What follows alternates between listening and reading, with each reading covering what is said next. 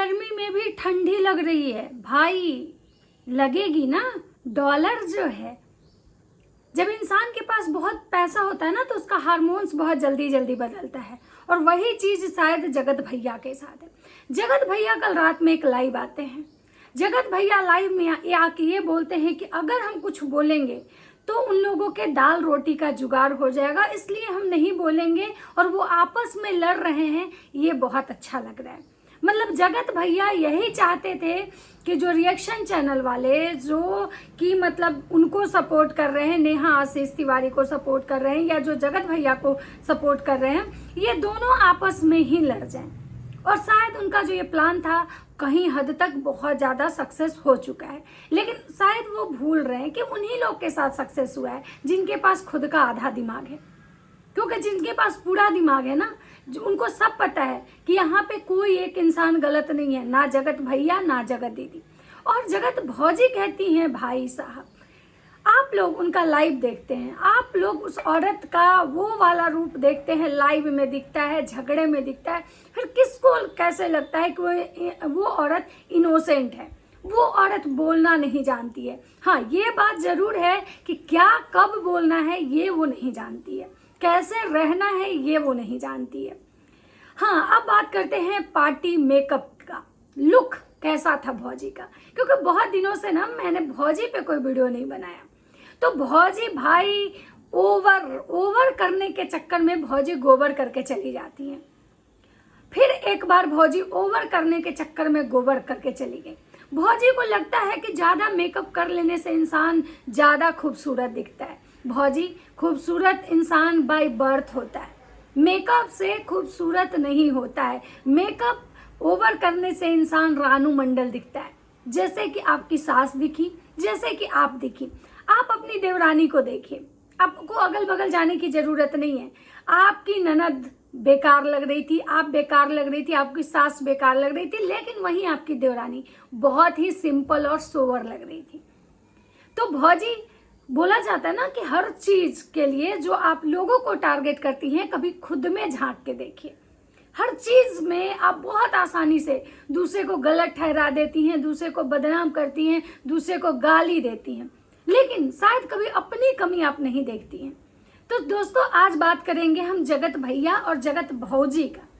तो नमस्कार, कैसे हैं आप लोग? उम्मीद कर रही हूँ बहुत अच्छे होंगे, स्वस्थ होंगे, मस्त होंगे और अपने काम में व्यस्त होंगे। मैं प्रिया शर्मा और मैं अपने नए वीडियो में आप लोग का स्वागत कर रही हूँ। दोस्तों, बहुत दिन से भैया भौजी का गेम चल रहा है।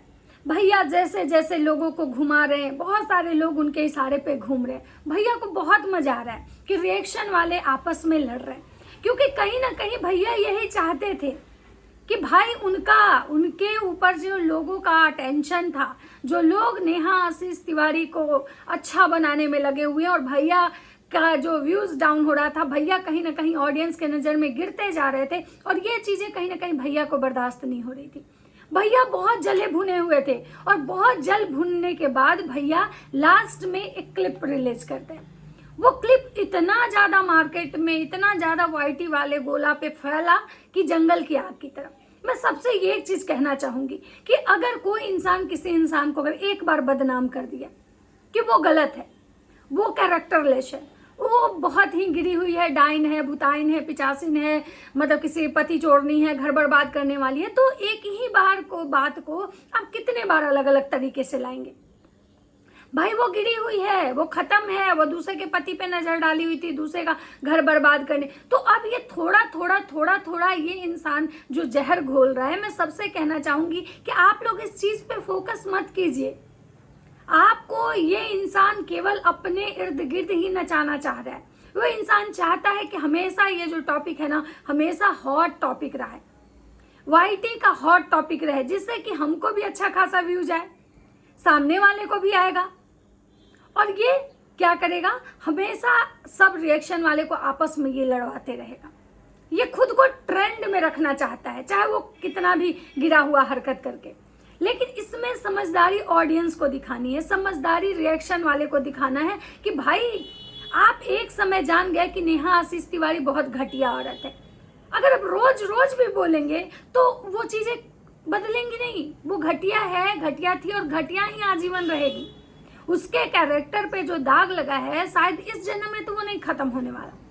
तो फिर आप एक बार जब आपको समझ में आ गया कि वो घटिया है घटिया है घटिया है, तो फिर ये बार बार क्लिप देख के इतना उस पर बवंडर क्या मचाना, क्योंकि ये लपुआ लपिया यही चाहता है, ये कंट्रोवर्सी हमेशा चाहता है। ये चाहता ही नहीं है कि कंट्रोवर्सी खत्म हो। आपको क्या लगता है, इसकी बीवी आती है और बोल देती है, इसकी माँ आती है, इसकी बहन आती है, इसका पूरा खानदान आके ये कहता है कि पुरानी बातों को छोड़ दीजिए, पुरानी बातों को छोड़ दीजिए।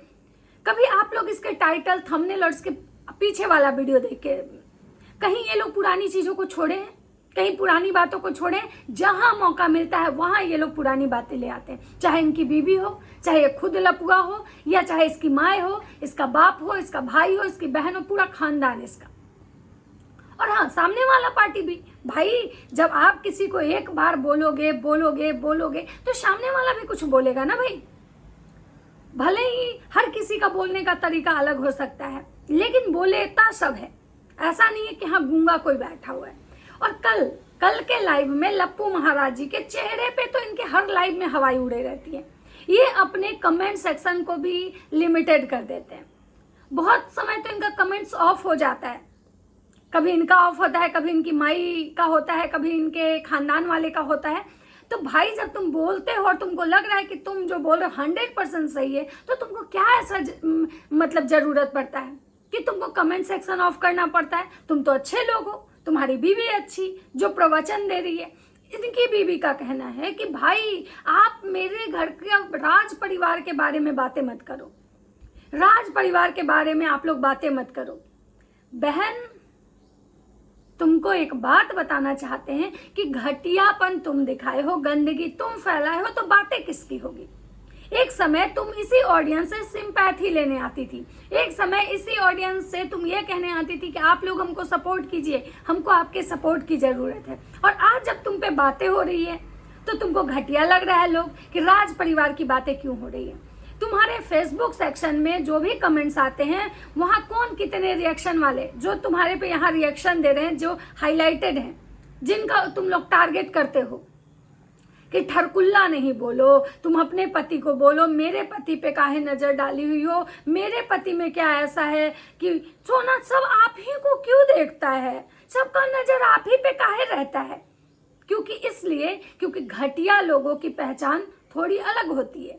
घटिया लोग को हमेशा लोग देखता है, जब वो रास्ते से भी गुजरता है ना तो लोग रुक के देखता है, भाई देखो वो जा रहा है, कितना घटिया गिरा हुआ इंसान है और इसके कारनामे ये हैं। इसलिए तो राज परिवार में एक से एक घटिया लोग हैं, एक से एक कैरेक्टरलेस लोग हैं, इसलिए शायद तुम्हारे घर की बातें ज्यादा होती है। दूसरा, तुम जो कह रही हो कैसे लोग गाली देते हैं, कैसे लोग गाली गलौज करते हैं, कुछ मर्द को भी देखे हैं जो आके गाली देते हैं, मुझे बहुत बुरा लगता है, उनकी घर में भी बीवी होगी, बहन होगी, ये होगी वो होगी। ज्ञान की देवी, पहले अपने मर्द को तो सुधार लो। तुम्हारा मर्द जिस टाइप से घटिया हरकत करता है वहां तुमको नहीं लगता है कि एक ऐसा मर्द है जो औरतों के साथ लड़ने जाता है? और वो मर्द जिनको तुम बोल रही हो उनमें तो इतना गट्स है कि वो नाम लेके गाली देके जाते तुम्हारे परिवार को। और तुम्हारा जो हस्बैंड है ना, कहता है ना कि मेरा कोई कुछ नहीं उखाड़ेगा, तो थोड़ा उनका उखाड़ के दिखाओ, तब जाने कि तुम्हारे मर्द में सच में मर्द है। लेकिन तुम्हारा मर्द औरतों से झगड़ा करता है, और जब तुम्हारा मर्द औरतों से झगड़ा करता है तो किस टाइप की बातें करता है, या तुम लोग किस टाइप की बातें करते हो, कभी अपनी बातों को ध्यान देना। और कह रही हो पहले हम लोग का वीडियो में ऐसा नहीं होता था, कोई गाली गलौज, तो मेरा भी लैंग्वेज खराब हो गया। क्योंकि पहले इसलिए नहीं होता था क्योंकि पहले तुम्हारे मर्द का जो काला चिट्ठा है ना वो ऑडियंस के सामने नहीं आया था। पहले तुमको ऑडियंस केवल सिंपैथी सिंपैथी सिंपैथी ही देती थी। लोग सोचता था कि भाई तनिषा मनीषा जो भी हैं बहुत एक अच्छे लोग हैं, एक अच्छी फैमिली है, एक अच्छा ब्लॉगर है। लेकिन जब तुम्हारे और तुम्हारे पति का काला कारनामा लोगों के सामने आया ना, उस दिन से ऑडियंस तुमको गाली देने लगी। और जब ऑडियंस तुमको गाली देती है तो तुम लोग या तो उनको ब्लॉक करते हो या तो उनको रिप्लाई में गालियां देते हो। और तुम्हारे लैंग्वेजेस ऐसा नहीं कि खराब नहीं, तुम कहाँ से हो, क्या तुमको मिला है, ये तुमको बताने की जरूरत नहीं है। तो इतनी संस्कारी नहीं बनो। और तुम जिसको बार बार तुम लोग कहते हो कि शादी कर लो, मर्द मिल जाएगा तो दूसरे की ठरक नहीं देखोगी, तो क्या तुम्हारे घर में जितनी भी विधवा औरतें हैं तुम्हारे खानदान में, तुम सबकी शादियां करवाओ? करवा दो विधवा लोगों की शादी, भाई उनको भी मर्द की जरूरत होती होगी। क्यों? मतलब जो औरतें अगर सोशल मीडिया पे आके अगर विधवा है वो बातें कर रही है तो उनको मर्द की जरूरत है, और तुम्हारे घर की जो विधवा है उनको मर्द की जरूरत नहीं है। और तुम ये जो संस्कार की बातें कर रहे हो कि इनके बच्चे, जो लोग ऐसे बोलते हैं ठरकुल्ला, इनके बच्चे पूछते होंगे कि मम्मी इसका मतलब क्या होता है, तो क्या बोलती होंगी। तो कभी कभी तुम सोचो कि तुम्हारे बच्चे अगर होंगे, जिस बच्चे के लिए तुम इतनी परेशान हो रही हो, अभी जो इस धरती पे भी नहीं आया है, जिसके लिए तुम इतने सपने सजा रही हो, सपने देख रही हो, जब वो बच्चा बड़ा होगा और कल जब उसको लोग बोलेगा कि तुम्हारे बाप का अफेयर था किसी एक औरत से, तुम्हारे बाप ने उस औरत का इज्जत सोशल मीडिया पे गिराया था, तुम्हारे बाप ने तुम्हारी माँ के रहते हुए किसी और के साथ जाके इलू इलू किया था, तो तुम्हारे बच्चे का क्या इमेज बनेगा? तुम्हारे बच्चे को लोग समाज में किस नाम से जानेंगे कि ये वो लपुआ का बेटा है जिसका बाप अपनी जवानी में बहुत गुल खिलाता था। तो तुम तो दूसरे के बच्चे की और दूसरे की बाप की चिंता ना करो, पहले अपना इमेज देखो कि तुमको आने वाले समय में जब तुम्हारे बच्चे होंगे ना, उनको लोग कैसे देखेगा। और सबसे ज्यादा छोड़ो, तुम्हारे बच्चे तो भी बाद में होंगे, कब होंगे भगवान जाने, उनका उस पर मुझे कोई कमेंट्स नहीं करना, क्योंकि वो जब भगवान की मर्जी होगी तभी होंगे। लेकिन तुम्हारे ससुर को सोचो, जो तुम्हारे ससुर हैं, जो चौड़ में 2 स्कूल खोल के चलते हैं, जो कहते हैं कि हमको समाज में बहुत प्रतिष्ठित व्यक्ति में मेरा नाम लिया जाता है, उस इंसान को लोग क्या कहता होगा। तुम्हारे अगल बगल अड़ोसी पड़ोसी वाले जो होंगे ना, जो तुम्हारे घर कोई नहीं आता है, किसी ने तुम्हारे घर वाले से कोई रिश्ता नहीं रखा है, वो दिखता है तुम्हारे घर के फंक्शन में, पूजा पाठ में, कोई तुम्हारे नेवर कोई भी नहीं आते हैं। तो तुम सोचो कि कैसे लोग हो तुम लोग, और तुम्हारे ससुर को लोग क्या बोलता होगा। और तुम जो कहती हो कि मेरे पति के पीछे, सोना आपके पीछे ही सब क्यों पड़ा रहता है, तो तुम्हारे पति के पीछे कोई नहीं पड़ा है। अगर तुम्हारे पति के पीछे अगर लोग पड़े होते ना, तो जगत दीदी शायद तुम्हारे पति को लात मार के बाहर नहीं निकालती। और तुम कहीं भी देखना, तुम्हारा पति जाता है औरतों से चिपकने, चाहे वो भुट्टो हो चाहे कुछ भी। अभी हाल का देख लो, इस पार्टी में जब तुम्हारे छोटे देवर की साली आई हुई थी, तुम्हारा देवर उसको केक नहीं खिला रहा था जबरदस्ती, जो कि तुम्हारे पति, तुम्हारा जो ये पति है ना, जो लपुआ रंगीला जो है, ये औरतों से चिपकता है, ये लड़कियों से चिपकता है, उनसे चिपकने का, उनसे बात करने का बहाना ढूंढता है। तो ये मत बोलो कि मेरे पति से तुम लोग दूर रहो। तुम्हारे पति में ऐसा कोई सुरखाव कपड़ नहीं लगा हुआ है। तुम्हारे पति जैसा चोमू जैसा शकल वाला इंसान रोड पे रेरा ठेला लगाते घूम रहा है। फर्क इतना है कि तुम्हारी वजह से आज तुम्हारे पति जो फ्लाइट में घूम रहे हैं ना, और हैदराबाद स्पेशल बिरयानी खाने जाते हैं ना फ्लाइट से, या किसी को पता नहीं होता है, वो बिरयानी खाने जाते हैं हैदराबाद में, कि हैदराबाद में क्या करने जाता है वो तो तुमको पता होगा। और तुम्हारा जो पति कहता है ना कि हमको अगर मन करता है तो हम चले जाते हैं थाईलैंड, तो ये जो रईसी तुम्हारा है ना, ये तुम्हारी वजह से है। क्योंकि तुम वाईटी पे, यूट्यूब पे नाच नाच के पैसे तुम कमाती हो, प्रमोशन तुम करके कमाती हो, और उसका फायदा तुम्हारा पति उठाता है। अदरवाइज तुम्हारे पति में कुछ ऐसा नहीं है। बोले तो तुम्हारे पति जैसा आदमी ना कहीं किसी के घर का ड्राइवर होता है, तुम्हारे पति जैसा आदमी कैमरामैन होता है, और जो गोबड़ी टाइप से मेकअप करके जो तुमको बहुत घमंड होता है ना कि हम बहुत खूबसूरत लग रहे हैं। और तुम्हारा पति अगर किसी और के पास जाता है, तुम्हारा पति अगर पे दूसरी औरतें नजर डालती है, तो तुम क्या करते रहती हो? घास छीलती हो, या तुम किसी और के पति पे नजर डालने में लगती हो? हाँ, वही तुम्हारा पति बताया था कि एंगेजमेंट के बाद भी तुम्हारे अफेयर थे, यानी तुम्हारा पति कहीं और लगा भिड़ा रहता है और तुम कहीं और लगी भिड़ी रहती हो। ये है तुम्हारा रियलिटी, ये है तुम्हारा प्यार। ये सोना जानू जो है ना, वो कैमरे तक ही दिखता है। तो तुम तो ज्ञान मत ही दो कि किसी के बच्चे पे क्या असर पड़ेगा। हम लोग अच्छा दिखाना चाहते हैं, तुम अच्छा दिखाना चाहती हो। तुमने तो वो दिखाया है इस वाईटी पे कि जो एक इतिहास में लिखा जाएगा। बहुत सारे ब्लॉगर आएंगे, बहुत साल बदलेगा, काल बदलेगा, लेकिन ये जो हुआ है ना वाईटी पे, ये शायद कभी नहीं बदलेगा। तो किसी को, और ये जो कहते हैं जगत भैया कि अगर है तो प्रूफ दिखा दो ना, प्रूफ दिखा दो, किसने भेजा, कौन भेजा, किसके थ्रू आया, कैसे आया। शर्म करिए, शर्म। किसी को गिराने के लिए इतना भी मत गिर जाइए कि खैर आपका तो लेवल है गिरा हुआ, आपसे क्या ही उम्मीद। तो इनका कहना है कि भाई मतलब कि दिखा दीजिए, प्रूफ के साथ आइए, शर्म कीजिए, शर्म।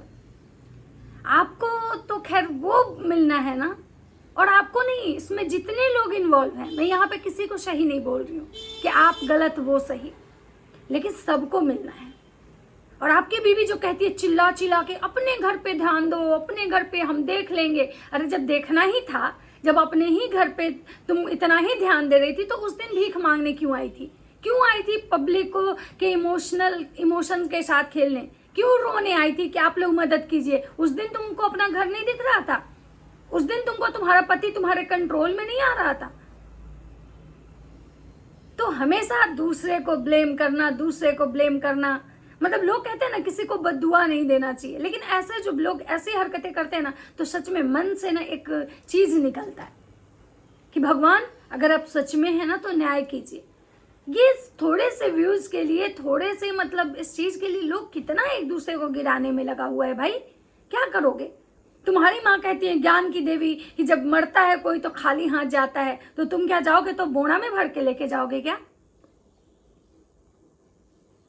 और बस मेरे नाम से दाल रोटी, मेरे नाम से दाल रोटी। अरे सुन लिए ना जिस दिन भगवान, जिस दिन सुन लिए वो दूर नहीं रहते हैं। उस दिन याद रखना, ऐसा ना हो कि तुमको तुम्हारे दाल रोटी पे आफत आ जाए। तो घमंड जो है ना तुम्हारा, जो तुम दोनों पति पत्नी का जो घमंड दिखता है ना हाई लेवल का, बहुत जल्दी औकात में आ जाओगे। क्योंकि ऊपर वाले के लाठी में आवाज नहीं होती है। जब तक अच्छा चलता है ना, सबको लगता है कोई बात नहीं, हम सब सही कर रहे हैं। जब पाप का घड़ा भरता है ना, तो सारे चीजों का हिसाब होता है। और भैया यहाँ भी अपनी कन्यादान वाली गोद ली हुई बहन को टारगेट किए हैं कि भाई वो बड़ा आदमी बन गई है और हम लोग साधारण लोग हैं। सही बात है, ये जितने भी छपरी टाइप ब्लॉगर है, सच में सब में घमंड तो है, सच में उस लड़की में भी है। तो चलिए दोस्तों, ये था मेरा एक रिएक्शन, छोटा सा तो नहीं कह सकती हूँ, लेकिन अगर वीडियो अच्छा लगे तो लाइक कमेंट शेयर जरूर कीजिएगा। मिलते हैं नेक्स्ट वीडियो में, तब तक सबको बाय बाय, राधे।